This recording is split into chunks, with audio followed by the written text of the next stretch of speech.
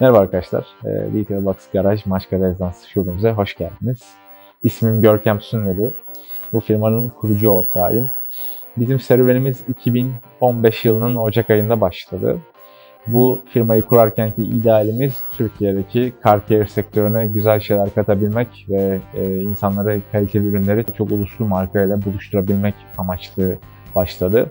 Biz bu yolculuğa e-ticaret platformuyla başladık. Detailbox.com.tr üzerinden ürünlerimizi kullanıcılarla buluşturduk. Sonrasında bunun talebi yurt dışına kadar da uzanınca sahadaki satış operasyonlarımızı ve yurt içindeki etkinlik organizasyonumuzu bayağı bir arttırıyor olduk.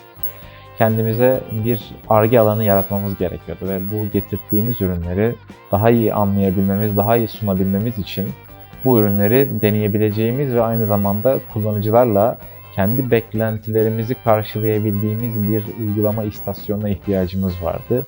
Derken 2017 yılının Mayıs ayında Maçka Rezidans'ta bu hayat buldu. 2017'den sonra bizim serüvenimiz daha da hızlanmaya devam etti ve daha hızlandıkça biz de kalabalıklaşmaya ve işimizin hacmini büyütmeye devam ettik. Yıllar içinde de sektör içinde bilinen ve tanınan bir firma konseptiyle insanlara daha fazla güven aşılayıp sonrasında da bu geliştirdiğimiz garaj konseptimizin 7 tane daha şubesinin eklenmesiyle beraber kocaman bir aile olduk. Şimdi geldiğimiz nokta ise hem ürün tedariği, aynı zamanda ürün danışmanlığı, garaj kurucuları danışmanlığı, bununla beraber şubeleşme ve ileriye dönük de bu öğrendiklerimizi insanlarla paylaşabileceğimiz bir platformun yaratılması üzerine kurulu. Şimdi nasıl bir danışmanlık yapıyoruz? Şöyle bahsedebilirim. Sektörün içinde faaliyet gösteren sokaktaki işletmelere de, AVM işletmelerine de, yetkili servislere de, butik iş yapan işletmelere de bu anlamda pek çok ürün temini ve onların işini geliştirebilecek fikirlerle beraber onlarla şu kısa toplantılar yapıyoruz. Bu kısa toplantılarımız bazen teknik kullanımlar, bazen de fiyatlar üzerine de olabiliyor. Ama herkesin en büyük problemi daha çok fiyat politikasının ülkemizde hak ettiği yerde olmamasından kaynaklanıyor. Bunu geliştirebilmenin yollarına bakıyoruz. Biraz toplumun bilinçlenmesi ve toplumun yaptığımız işe saygı göstermesi gereksinimine inanıyoruz. Kendi sosyal mecralarımızda da aslında bir ürün tanıtmaktan ziyade biraz daha fikir tanıtıyoruz, emek tanıtıyoruz. Neden bu emeği tanıtıyoruz? Çünkü biz yaptığımız işin sanat olduğuna inanıyoruz. Bizi insanların birer sanatçı olarak görmesini istiyoruz. Çünkü biz sizin kirlenmiş veya eski yüzlü hale gelmiş bir objenizi olabildiğince iyi kondisyona getirip bir de uzun yıllar ona sahip olabilmeniz için uzun şekilde korumanın yollarına bakıyoruz. Bu yüzden de en son teknolojileri tercih ediyoruz. Bu tercih ettiğimiz bütün ürünlerin de döviz bazlı olduğunu düşünürsek aslında hak ettiğimiz ücretlerden çok geride kaldığımızı rahatlıkla söyleyebiliyoruz. Yani yurt dışından örnek verdiğimizde dünyadaki gelişmiş ülkelerde bu fiyatlar şu an ülkemizin fiyatlarının ne yazık ki birim bazında bile birkaç kat fazlası. Ama kıyaslama yaptığımızda o insanlara, o emekçilere ulaşan ürünlerin birim fiyatları ne yazık ki bizden 5-10 kat daha gerideler. Yani bu biraz adaletsiz ama ülkemizin yaşadığımız coğrafyanın gereksinimlerinden kaynaklı olarak bunu kabul ederek yaptığımız işi yine en iyi şekilde yapmaya gayret ediyoruz. İstiyoruz ki işletmelerin içinde kültür olarak, vizyon olarak daha işe daha farklı bakan insanların çalışabilmesi ve bunlara dair de bir şeyler geliştirebilmesini diliyoruz. Kadınların bu sektörün içinde olmasını çok diliyoruz. Neden çok diliyoruz? Çünkü onların kendi emeklerinin ve detaylarının çok daha bizden itinalı olduğuna inanıyoruz. Biz kadınların da sektörün içinde var olmasıyla beraber yaptığımız işin daha da güzelleşeceğine inanıyoruz. Kültür olarak da insanlarımızın yaptığımız işe daha çok saygı duyacağına inanıyoruz. Üniversite gençliğinin mesela bu işte var olmasını da çok biliyoruz. Çünkü kullandıkları ürüne baktığında ona birazcık daha katma değer katabileceğini, üzerindeki yönlendirmeleri ve ürünün içeriğini okuyup anladıkları zaman kafalarında bu işin daha mühendislik mantığında yapılabileceğini görmelerini diliyoruz.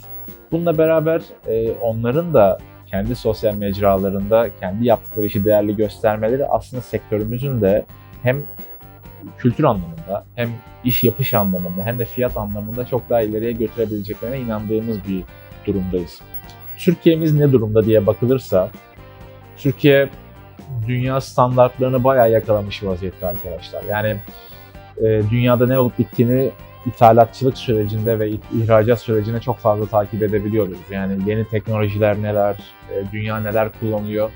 Eskiden Türkiye'de birazcık ürün getirtebilme sorunları vardı. Çok az marka ve çok az ürün sahibiydik. Ama şu anda ürün bolluğu içindeyiz. Hatta bunlar içine çok değerli olan Nasiyol markası yerli bir üretici ve bu global pazarda bayağı adından söz ettiren bir üretici.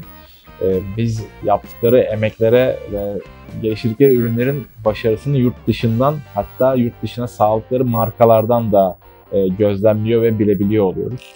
Türkiye'deki işçilik de çok iyi seviyede arkadaşlar. Doğru işleri savunan, doğru yöntemleri kullanan bütün insanların elinde gerçekten dünyada yarışır bir seviyede. Bunun takdirini yurt dışından alıyoruz, gözlemliyorlar, takip ediyorlar, çok sıkı takip ediyorlar. Bizden de bir şeyler duymak istiyorlar.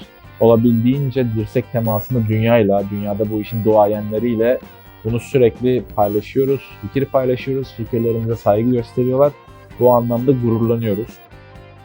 Nasiyol ile bugünkü bir arada olmamızın aslında temel sebebi de birlikte geliştirdiğimiz bir outdoor projesiyle alakalıydı. Bizlere güvendiler, sağ olsunlar, zaten geçmişten tanışıklığımız da vardı.